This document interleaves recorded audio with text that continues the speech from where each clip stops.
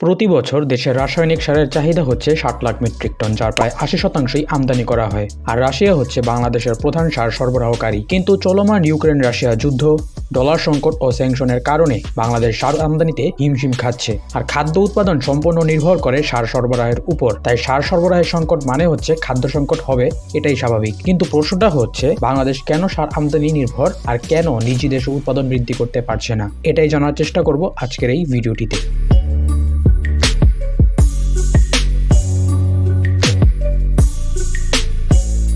দেশের সার উৎপাদন বাড়ানো নির্ভর করে সরকারি সার কারখানাগুলোর সক্ষমতার উপর। কারণ দেশের সরকারি 8টি সার কারখানায় সার উৎপাদনে নিয়োজিত, আর আমদানি করে মূলত বেসরকারি প্রতিষ্ঠানগুলো। সরকারি এই 8টি সার কারখানার সার উৎপাদন ব্যাহত হওয়া নতুন কিছু নয়। গ্যাস সংকট, অব্যবস্থাপনা এবং অসাধু আমদানিকারকদের প্রভাবের কারণে সরকারি সার কারখানাগুলো তাদের সক্ষমতা অনুযায়ী উৎপাদন করতে পারছে না। প্রথমে আসা যাক গ্যাস সংকটের কথায়। সরকারি সার কারখানায় যে গ্যাস ব্যবহার করা হয় তা হচ্ছে প্রাকৃতিক গ্যাস, তবে লিকুইড গ্যাস অর্থাৎ এলপিজি দিয়েও সার উৎপাদন করা যায়। সার কারখানাগুলোতে অবিচ্ছিন্ন গ্যাস সরবরাহ করা হয় না। কিন্তু কেন? বলা হচ্ছে যে বাংলাদেশে প্রাকৃতিক গ্যাসের যে চাহিদা আছে তা থেকে সরবরাহ কম, তাই বাসাবাড়ি, অন্যান্য ব্যবসা প্রতিষ্ঠানে গ্যাসের চাহিদা মিটিয়ে নিরবিচ্ছিন্নভাবে সার কারখানাগুলোতে দেওয়া সম্ভব হচ্ছে না। তবে বর্তমানে দেশের প্রাকৃতিক গ্যাসের যে মজুদ আছে তা দিয়ে আরো 10 বছর চলা সম্ভব। এরপর গ্যাস সরবরাহ সম্ভব হবে না যদি না নতুন কোনো গ্যাস কূপ খনন করা হয়।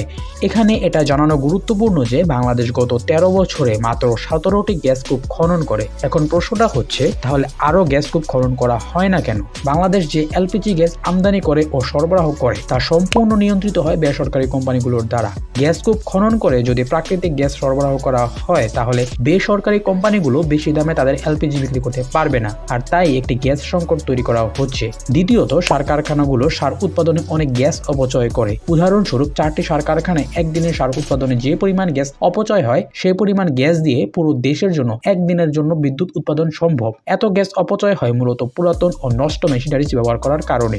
দ্বিতীয় কারণ যার কারণে সার কারখানাগুলোর উৎপাদন ব্যাহত হচ্ছে তা হচ্ছে অব্যবস্থাপনা। সার কারখানাগুলোতে কোনো স্বচ্ছতা ও জবাবদিহিতা নেই।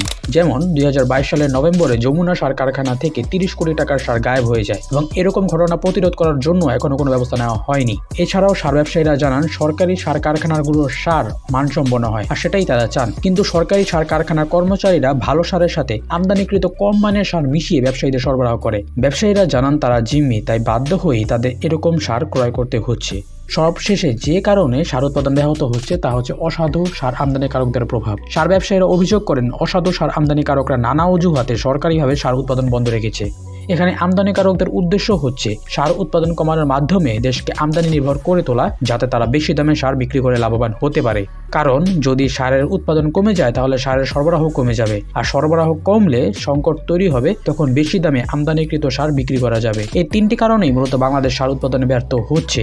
এই সকল সমস্যা সমাধানের জন্য সরকারের কঠোর হস্তক্ষেপ প্রয়োজন। তা না হলে দেশে আরো সার সংকট হবে এবং খাদ্য সংকট আরো ত্বরান্বিত হবে।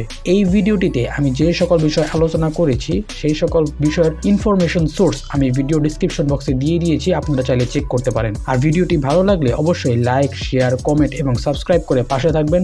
এতক্ষণ সাথে থাকার জন্য ধন্যবাদ।